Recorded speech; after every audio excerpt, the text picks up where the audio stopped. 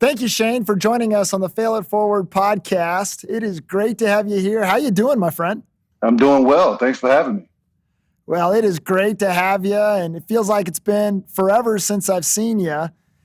As we think about having you on in this conversation, which I'm really looking forward to, we are really honored to have you here and have you spend some time with us. Shane, you've got quite an incredible basketball resume, but then even beyond that, what you're doing in the lives of people is just phenomenal. We're going to get into all of that. But to introduce you, I want to tell a story that I think reflects your heart and your character. And you'll remember this moment where it was, I think, as part of the Leadership Nashville experience that we shared together, where I don't know what all led to this, but we ended up in a Waffle House down in Sewanee at like midnight or 1 a.m. or something, as we were together on a retreat. And I'll never forget the moment, and you'll remember it as well. For some reason, it took like 2.5 hours to get, a couple of eggs and hash browns that night. I have no idea what was going on. We were sitting in that Waffle House forever, just chatting it up, having a great time. But I'll never forget the moment where we were sitting at that table and you just kind of mysteriously disappeared. You didn't tell anyone where you were going or what you were doing. You just kind of disappeared. And I watched you in that moment as you had noticed that there was a young man and his dad that had just eaten at Waffle House, and somehow they were able to get their food much faster than we were. And they got in and out of there. And they were paying and getting ready to check out. And I think the young man had a Vanderbilt t-shirt on. It may have even been a Vanderbilt basketball t-shirt, if I recall right. And you, without saying a word, just slipped away, went over and you greeted that young man. I think you ended up paying for their meal that night. And I remember looking over and just seeing the look on his face and the look on his dad's face. And I just thought, wow, what a great moment in terms of you picking up on the fact that the kid was a Vanderbilt basketball fan. You had the opportunity to, even after your career at Vanderbilt, to walk over there and to be a blessing in his life in a way that he didn't see coming at midnight at Waffle House in Sewanee, Tennessee. And yet you did it. And the joy that was expressed on his face and on his dad's face was truly remarkable.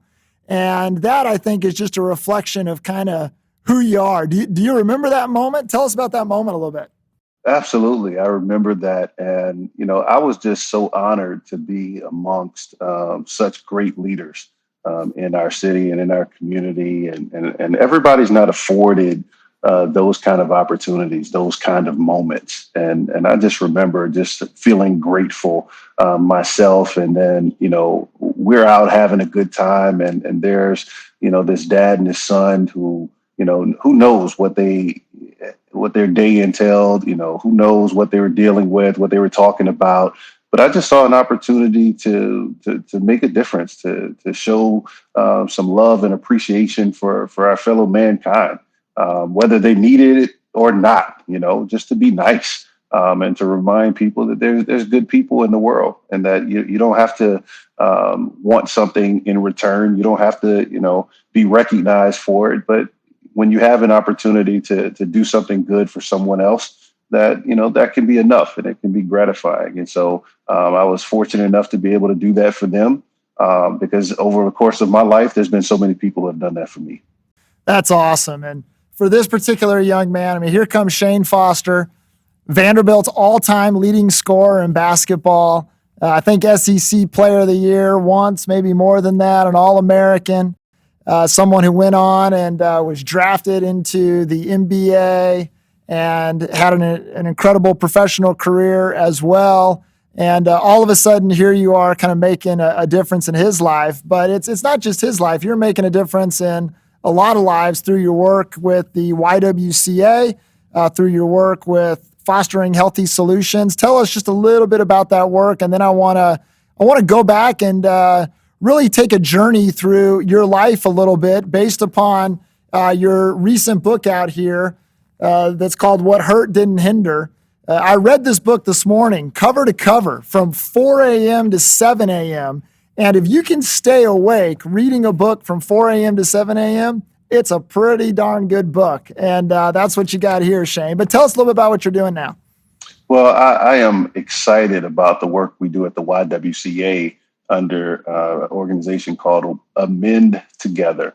And it's all about engaging men to end violence against women and girls. What I've learned over the course of my career is that I just wasn't exposed to everything and how it was impacting other people, particularly as it relates to this issue of violence against women. I just didn't know. And once I became aware, I saw a great opportunity and really a responsibility to inform other people who also didn't know, right? So many of us go our whole lives without having conversations about how to value and respect women, how to be in healthy relationship with other genders, how to truly respect people. What does consent mean, and how does that go about, and how to just make sure that women and girls aren't just safe, but that it goes beyond that we're talking about the objectification of women and how women are being demeaned and devalued in our current culture, and our responsibility as men to make sure that we're changing that culture, to make sure that we're holding ourselves and holding others accountable. And that's the work we're doing with youth in Nashville and in other places around the world, but then also with corporations. And I've been fortunate enough to be in position to start a consulting firm that's called Fostering Healthy Solutions, that's working with corporations on reimagining corporate culture with a focus on diversity and inclusion, really trying to reconcile and heal our land in so many ways, and really bridge the gap for relationships, not just from a race standpoint, but thinking about gender, thinking about those who have experienced handicaps, those who have served in the military, those who are in the margins, the LGBTQ plus community, and making sure that we truly are better together. That's why I play professional sports, right? I love that acronym of team, that together everyone achieves more. And that's what my work is really all about. That's awesome. And I want to spend some more time kind of thinking about that. But as we kind of move there, let's go back, if you will, to New Orleans, to where you grew up, and a great city of New Orleans. As you were growing up, there was certainly some trauma in your life. Some of it had to do with some family situations. Some of it had to do with some of the community dynamics. But there were also some people there that loved you through all of that. Talk a little bit about some of the lessons that you learned growing up that have caused you to have the passion that you do for what you just described in terms of violence against women, in terms of helping marginalized communities and things like that. Share with us the connection between your childhood and what you're doing now to make a difference in the lives of others. Well, I think first and foremost, growing up with my grandparents, spending the first 6 years of my life with them was very foundational for me. In that household, I learned respect and character and integrity, and what a healthy relationship looks like.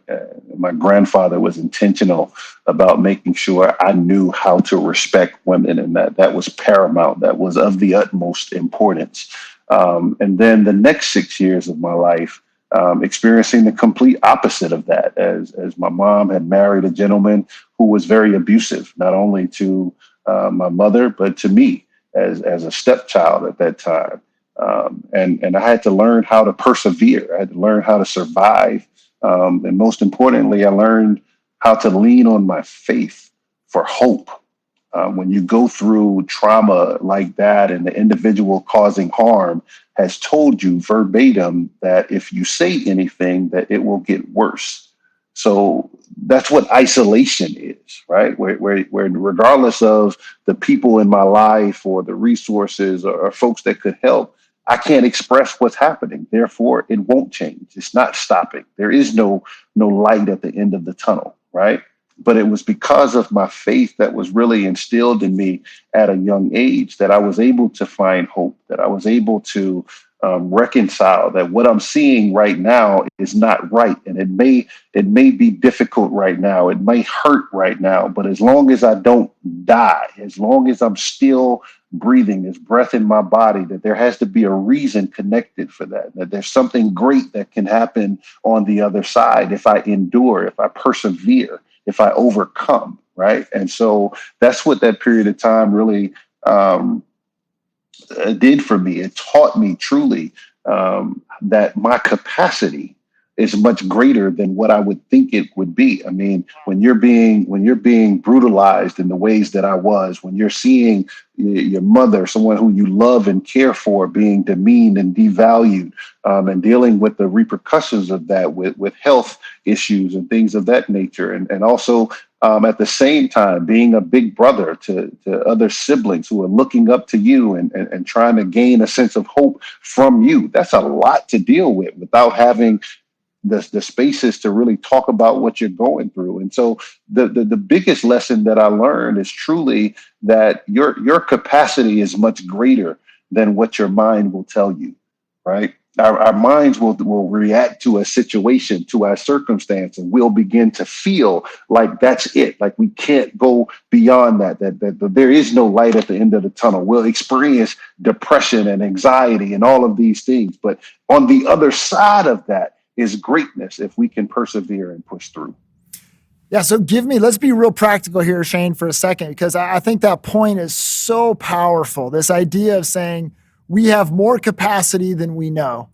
And our mind will tell us that this is all that we can do. And the reality is if we just continue to push, we often find reserves that we don't even know we have that allows us to get through things.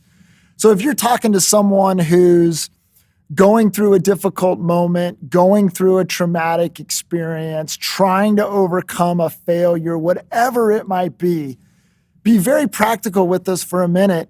If you were going to put it in 3 steps or 5 steps or something like that, how would you coach them? What would you tell them to do? Well, I think number one, it's about appreciation of the past.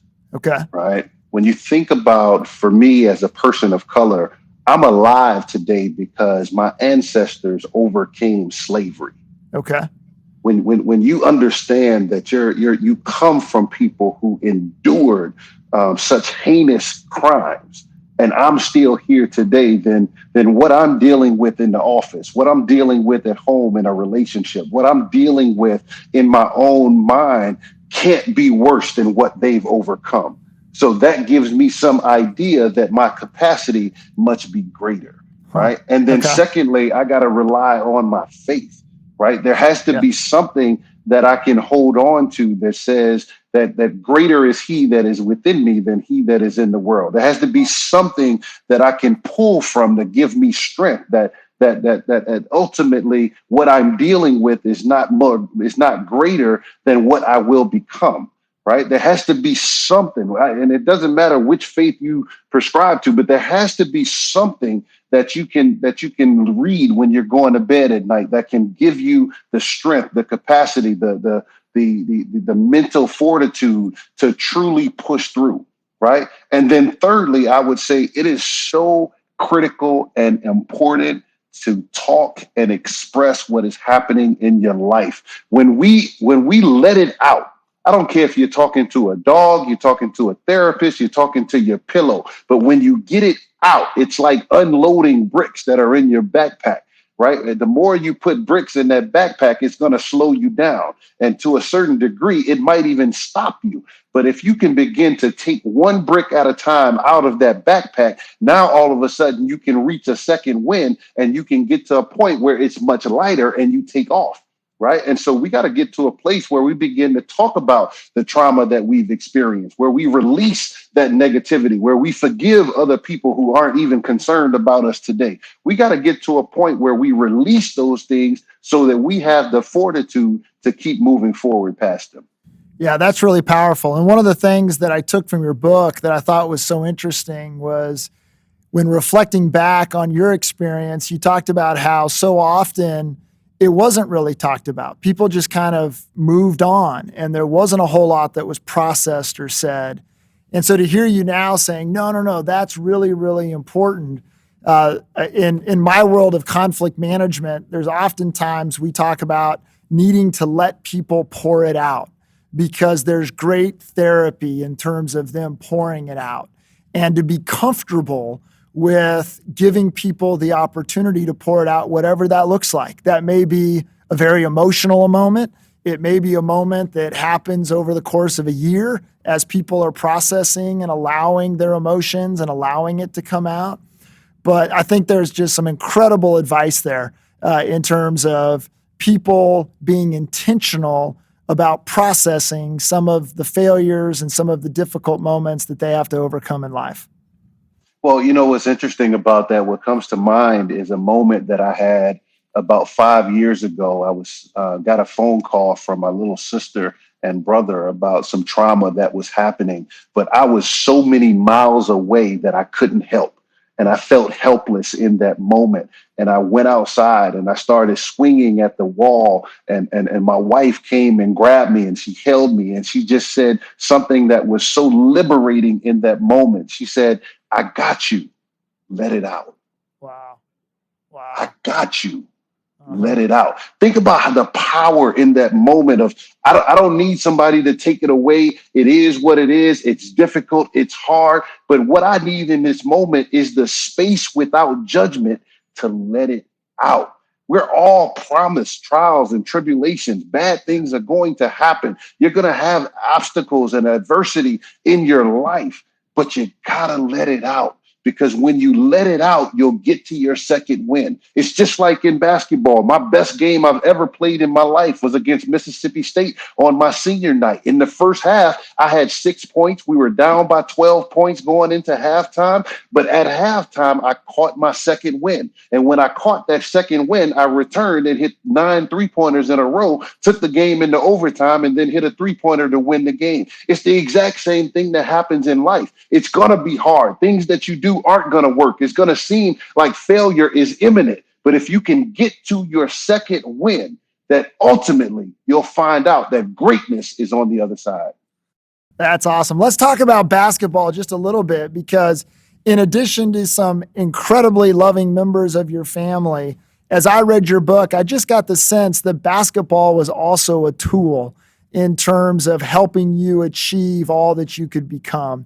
And in your case, it was a very literal tool, but at some level, it was also kind of a metaphor in terms of some of the experiences you had in basketball that taught you lessons that then applied to life that made a big difference for you. Let's go to that moment where you end up going to Vanderbilt. Great choice in school, by the way, because it brought you to Nashville. And here you are at Vanderbilt. You're a freshman, and you talk about the moment where you're kind of living the college life, you're enjoying things, but you realize that if you're going to be successful, it's going to take a change of rhythm. It's going to take a level of work and intentionality. Talk about those moments where you began to sense that you needed to make a change to achieve all you wanted to achieve on the basketball court. Well, it's interesting that you bring that up, because it was a pivotal moment when I realized I'm not very good. And this is after I was the number 9 small forward in the entire country my senior year in high school. It's after I've received some accolades. Everyone on our campus knew us. I had billboards around the city. I was expected to be good. I was not very good. In that particular moment, I was not very good. And it took me realizing that if I want to accomplish the things that I'm capable of accomplishing, it's going to require more, right? I have to learn what it looks like to be a guard in the SEC. I gotta learn, how to work smart instead of hard all the time. I gotta perfect my craft. I gotta go back to the fundamentals so that I can draw on the strength from those fundamentals to actually be very good, right? And so it was a moment of realizing that at every level that you go to, everyone is great at that level, right? When I got to Vanderbilt University, I realized that every one of my teammates averaged 25 to 30 points a game in high school. Sure. Every one of my teammates could run fast and jump high and dunk on people. But the players who were great, the players who got a chance to be SEC Player of the Year, who got a chance to be an All-American and get drafted into the NBA, were the players who separated themselves. So in terms of my preparation, what was I willing to do to separate myself? Right. And one of the things that was important to me at that time was minimizing my off the court distractions so that I can maximize my on the court potential. Right. And so I had to become very intentional about how I spent my time, how I allocated my time, but most importantly, how I took care of my body. So all of these things I had to learn to bring me to another level.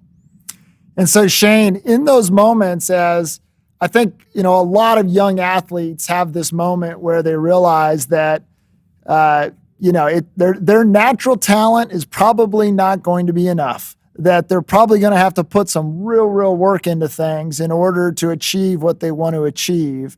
Talk a little bit about that, because I think it's really, really unique, your realization that you weren't that good.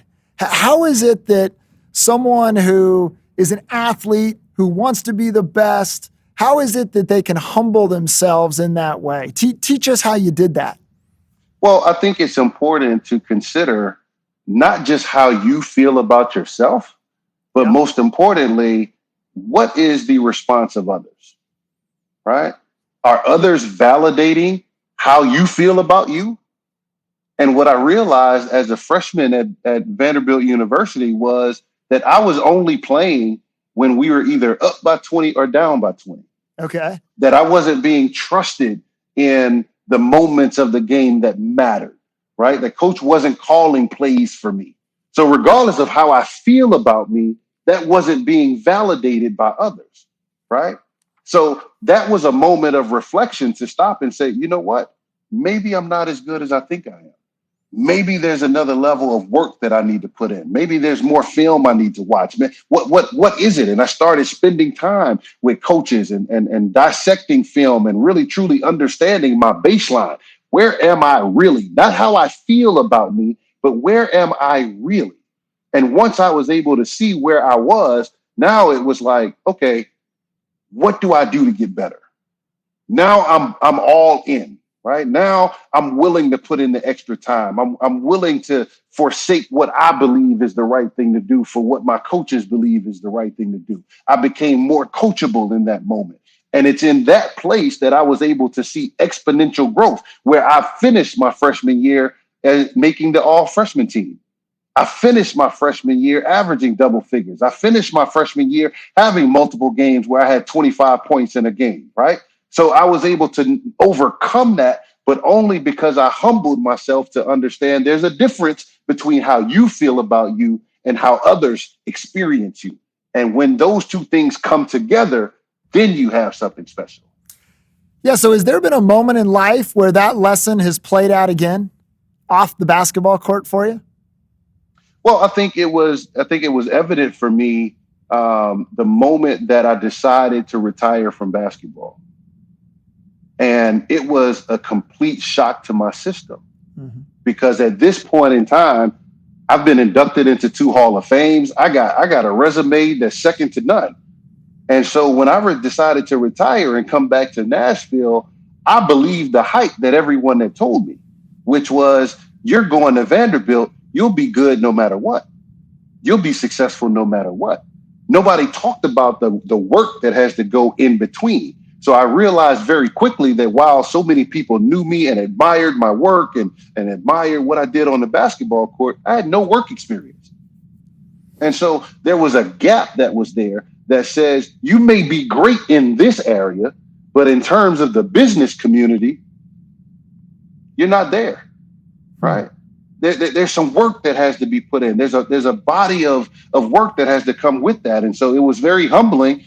But I literally had to go back to past experiences to encourage myself that it's the same thing in business that it was in basketball, that regardless of where you start, there's an opportunity for you to finish somewhere completely different.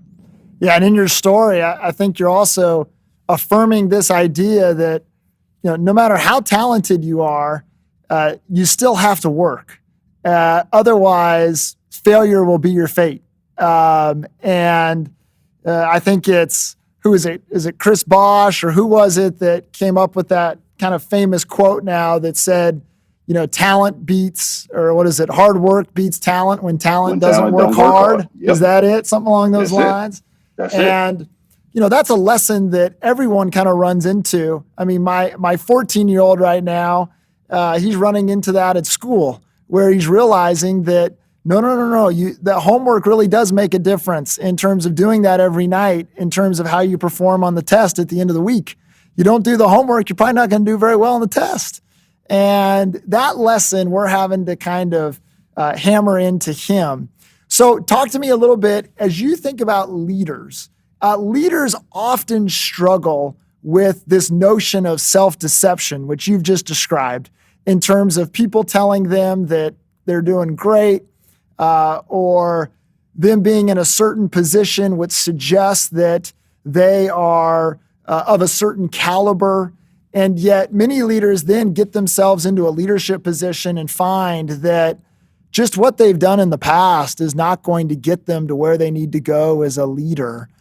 Talk a little bit about, for the leader that realizes that failure probably awaits them if they don't change the way in which they go about equipping themselves to serve others. Talk a little bit about what advice you would give them when they're in kind of that similar moment that you experienced at Vanderbilt, and then as you experienced when you went into the business world. Well, unfortunately, we live in a world that so readily wants to categorize and compare. Yeah. We want so desperately to be better than others that we drink the Kool-Aid. When we've had success in one area and gotten validation in one area, then we hold on to that space, right? We hold on to those accolades as if those accolades confirm our ability to lead in other spaces. And the reality is we need to be humbled just like we were when we started out and had nothing, right? In order for us to continue to grow. We're in a space right now around the country where if you're not investing in diversity and inclusion, that you're going to lag behind, and there will become a point in time where failure will be imminent because of our inability to truly embrace each other. Sure. We live in a global economy, a global market, right? And so if your boardroom, if your leadership, if your staff doesn't look like the global economy that we're in, then you're going to fall behind and be much less attractive. The reality is that for leaders today, we've not spent our whole lives diving into diversity and inclusion. We've not spent our whole careers embracing differences and truly valuing each other. So in essence, if we don't humble ourselves and learn and reinvent ourselves in that regard, failure will be imminent. And it has nothing to do with the value of you as an individual. You might be a great leader. You might have killed it before. You might be producing other millionaires and mentoring people and all of this stuff. And that's great. And it's to be commended. But in order to go to the next level today, post-COVID, it's going to require something a little different, right? And that's okay, because there's opportunity to be different. There's opportunity to learn. There's opportunity to grow and to truly experience the tremendous value that comes from diversity. But we got to be humble enough to do it. I think you're exactly right. If we are not equipped to be able to respond to the increasing levels of diversity and how the world is coming together, it is going to be very difficult to know how, with a competitive advantage, you are going to be able to connect with those people in such a way that they're attracted to your service, they're attracted to your product, they're attracted to whatever it is. A really, really powerful point.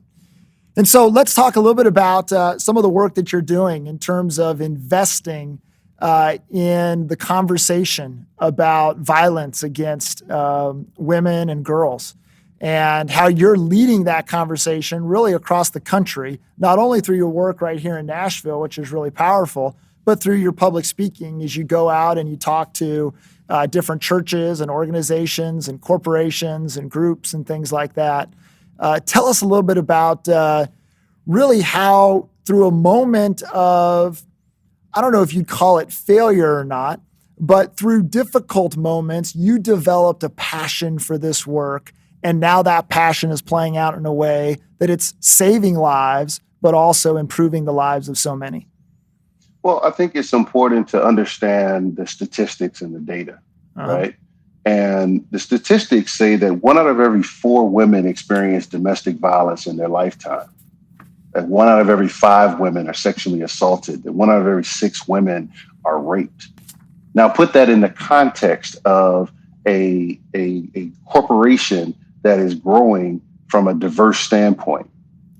And so now you look across a corporation that have 100 employees and 40% of them are women. And 1 out of every 4 of them are experiencing domestic violence. Yeah. And 1 out of every 5 of them have been sexually assaulted. And 1 out of 5 of them are experiencing sexual harassment in the workplace, right? These are issues that we should care about.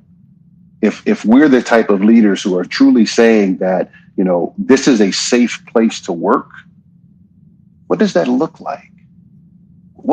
How do we re-envision our culture so that is actually realized, that this is a safe place to work, that when I come and report that I'm being sexually harassed, that it's not swept under the rug, that it's not ignored, that there's actually an investigation, right?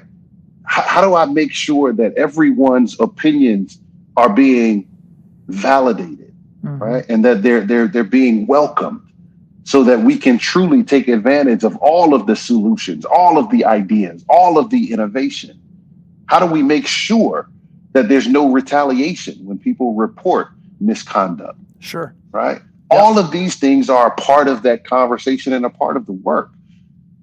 So we got to do the work of making sure that we're eliminating blind spots, that we're readdressing our policies and procedures, but that we're also checking in with each other to make sure that we're getting a pulse of how the culture is actually impacting people. Do we have employees that are going home with tears in their eyes every day because of what they've experienced at work, irregardless of whether or not they reported it? Or can we stand firmly knowing that we've presented a culture that when you come here, you're excited to go home, go to sleep, and come back the next day and bring your gifts, bring your talents, bring your energy, bring your ideas, bring your innovation here because it's valued here.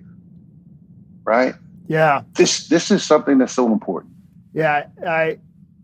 Organizations are starting, I think, slowly to begin to embrace the idea that when people come to work, they don't come as just producers, they come as people. And when they come as people, they bring everything with them. And again, going back to what we even talked about earlier, the idea of saying, some of those things that are going on in life that are core to who someone is, those are things that cannot just be pushed to the side, but those are things that have to be embraced in terms of developing people to be all that they can be, if that's what you want out of your organization. So share with me some of the best practices that you've seen out there. Give us a couple of examples of what you've seen corporations or organizations do that are a step in the right direction. Well, there's a couple of things. One, when I think about putting together a team, right? Because regardless of whether or not we call it that, you get a group of people working towards the same goal. We're a team. Sure. We may be an ineffective team. We may be a highly productive team, but we're a team, right? The teams that do the best, that outperform their counterparts and their competitors consistently, are those who embrace inclusion. The reason inclusion is so important is because you could take any sport. The coaches that perform the best are the ones who get the best out of their employees. Well, how do you get the best out of me if I don't feel like I belong? It's not possible. Yeah. How do you get the best out of me if you don't care about the things that are impacting me. Yeah. It's not possible. You can't get the best out of me if I don't feel like I can bring my whole self to work. Inclusion is about a sense of belonging. And those companies who are investing and taking the time to make sure that their teammates belong, that there is no insider group and outsider group, that everyone belongs, and this is a place that we can take pride in, those are the companies that are outperforming their competitors.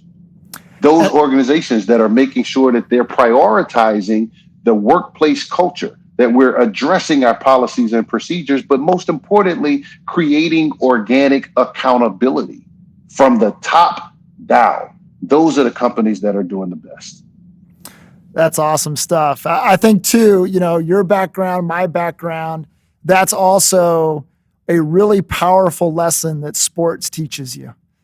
Because so often you have a diversity of people that come around a sport and are on a team. And it's a very, very powerful lesson to say, yeah, there's all sorts of diversity here, but at the end of the day, we're all trying to accomplish this. And we will only accomplish it if all of us are in. We've all got to be in, which means we got to embrace everything about each other so that we're in and we can accomplish what we want to accomplish. And really, it's the same dynamic that happens on a corporate team as well. Y'all got to be in order for it to be successful. And for everyone to be in, everyone's got to be loved. Everyone's got to be embraced. Everyone has to have a voice. And when leaders are able to create that kind of environment, it's amazing the kind of things that can happen. You're right. Those are the organizations, those are the teams that I think are going to win going forward. All right, so can we do a little rapid fire as we close up here? Let's do it. All right, so all I want is a word or a phrase when I say something, just the first thought that comes to mind. Don't think too hard about it, okay? Okay. All right, here we go. Leadership is? Leadership is serving. That's awesome. What's something that people often get wrong about Shan Foster? Basketball is what I did. It's not who I am. Who I am is much greater. What's one thing you do every day that makes you better? Mostly connecting with people, just making sure I stay connected, make sure I'm checking on people and finding ways for me to positively. What's the most important message for young people today? Don't give up. Keep striving. Your capacity is far greater than what you think. Don't give up. Keep pushing. Shan Foster, this has been an outstanding time together. I appreciate your willingness to come and share some of these really, really powerful thoughts. I think back to your story and I see someone who hasn't necessarily had an easy road, someone who's had to work for what they've accomplished, but someone who has experienced success in some cases at the highest levels. And then someone who has taken that success and is now turning that success and investing in the lives of others. And that is a life well lived. And so I congratulate you for the incredible work that you're doing. I'm really proud to call you my friend. And I thank you for being with us today on the Fail It Forward podcast. Thank you so much for having me. You're my brother for life.